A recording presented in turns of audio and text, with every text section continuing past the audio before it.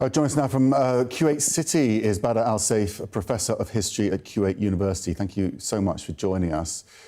There's a huge concern, isn't there, internationally about an escalation in this conflict. And, you know, are we starting to see that in the protests, the demonstrations in countries like Lebanon and Jordan, which have these huge Palestinian populations? Let me tell you, the protests are not only in Palestinian sizable populations, places where Palestinians exist. They are from the Atlantic Ocean to the Gulf. We see them in Rabat, we see them in Manama, we see them in Doha, we see them in Kuwait, we see them across the region. And they are united in one demand: ending the Israeli bombardment of Gaza and ending the Israeli occupation. This is a no-brainer. These are a people under occupation, and they deserve a dignified life like anyone else in the world. I have not seen such a scale of protests in the region since the Arab Spring. And the interesting thing is, people from all walks of life are united: liberals, conservatives, old ones, young ones, towards this common goal. If Israel wants to live in peace in this region, they need to adapt to these messages. And a two-state solution should be front and center in their position. Continuing to dehumanize, depossess, and displace Palestinians is not the answer. You mentioned the Arab Spring.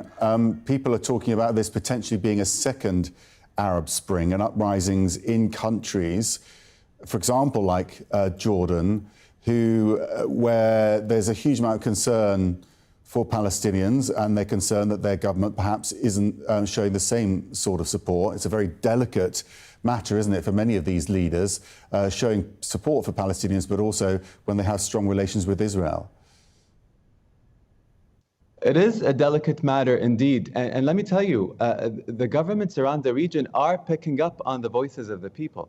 They're escalating in their rhetoric, and the more that Israel continues in this assault, supported unfortunately by the US, the more it will be gaining a lot of traction to ensure that its discourse and its policies also change towards Israel. It's not something that you can continue doing. And it's not about only the Palestinian people in Gaza. It's a humanitarian issue. It's beyond Arabs, really. And this is something that has been a rallying call across the world. And this is something that other countries in the West need to listen to. The global South cannot remain sidelined anymore. Obviously, Israel suffered a horrific attack. They are arguing this is a response to that, their right to defend themselves. But presumably you're saying that a ground invasion is the worst thing that could happen at this point. A ground invasion can entail a regional war in which other parties can enter into the fray, and that could be a big, bad escalation for all parties involved. Look, no blood should be shed, and everyone should condemn the killing of Palestinians and Israelis. We need peace and security and prosperity for everyone involved. And to try and continue in this chain of violence and this cycle of violence, this is not going to end the story. Hamas has done an atrocious job in attacking, but let's not forget that this is also a reaction to the daily humiliation that Palestinians have been undergoing in occupation. And they have no measure of moving about their daily lives, and that needs to be rectified as soon as possible.